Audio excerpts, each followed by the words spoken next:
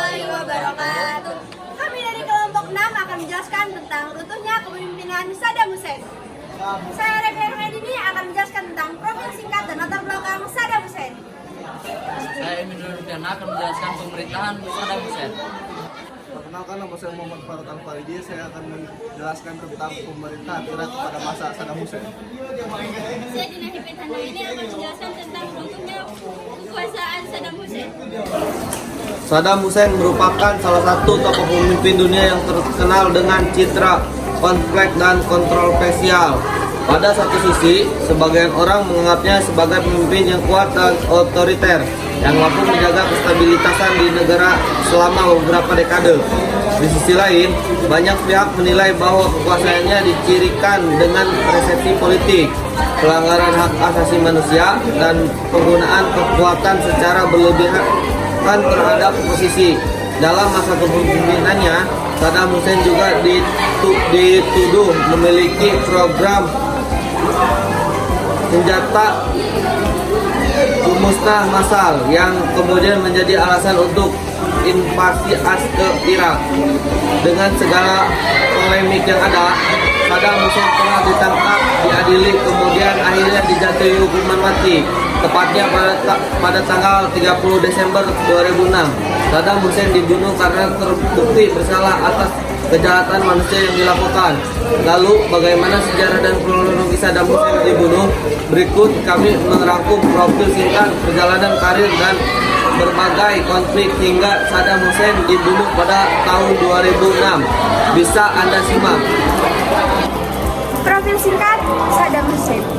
Sebelum mengetahui sejarah Saddam Hussein dibunuh, perlu dijelaskan profil singkat dan masa muda Saddam Hussein. Saddam Hussein lahir pada tanggal 28 April 1937 di desa Al-Azwa dekat kota Tikrit di Irak. Dia berasal dari keluarga miskin dan tumbuh dalam lingkungan yang sulit. Ayahnya meninggal sebelum kelahirannya dan ibunya menderita depresi yang parah. Saddam diasuh oleh pamannya setelah ibunya tidak mampu memberikan perhatian yang cukup. Masa kecilnya penuh dengan kekerasan dan pelecehan yang mungkin meninggalkan bekas pada dirinya. Ketika ia meninggalkan desanya, Saddam melarikan diri ke Baghdad pada tahun 1955 di ibu kota. Ia terlibat dalam geng jalanan menjadi pemimpinnya. Masa muda Saddam penuh dengan kegiatan ilegal dan kekerasan yang mempengaruhi sikap dan cara berpikirnya.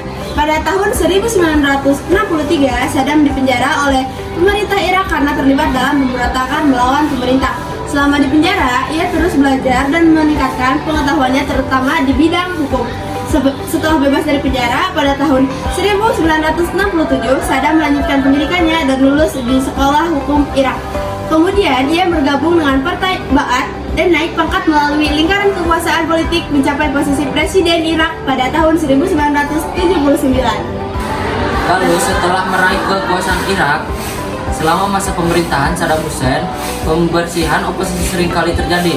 Setelah Saddam Hussein digulingkan, ada peningkatan yang signifikan dalam infrastruktur dan industri di Irak. Saddam Hussein melakukan penasional industri minyak di mana pemerintah mengambil alih kendali industri minyak untuk mengoptimalkan sumber daya alam negara. Dengan demikian, peroleh kekuasaan di Irak terkait dengan perkembangan Partai Ba'ath, pengambil alihan kekuasaan oleh Saddam Hussein, penangkapan dan pelarian Saddam Hussein, pembersihan oposisi, peningkatan infrastruktur dan industri, serta penasional industri minyak. Semua aspek ini telah terdampak besar terhadap sejarah dan perkembangan politik Irak. Tahun 1990, Saddam Hussein memerintahkan invasi ke Kuwait. Pasukan Irak dengan cepat menduduki Kuwait dan mendeklarasikan wilayah ini sebagai provinsi ke-19 Irak. Tindakan tersebut melanggar hukum internasional dan memicu reaksi keras dari komunitas internasional.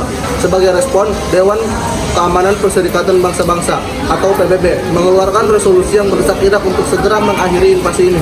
Namun, ketika Saddam Hussein menolak untuk memindahkan resolusi tersebut, PBB memberlakukan embargo perdagangan terhadap Irak yang mengakibatkan Irak terisolasi secara ekonomi. Pada Januari 1991, koalisi internasional yang dipimpin oleh Amerika Serikat meluncurkan operasi Badai Gurun untuk membebaskan Kuwait. Serangan udara dan darat yang intens dilakukan oleh pasukan koalisi berhasil mengusir pasukan Irak dari Kuwait dalam waktu singkat. Perang ini berakhir pada Februari 1991 setelah pasukan Irak yang tersisa diusir keluar dari Kuwait.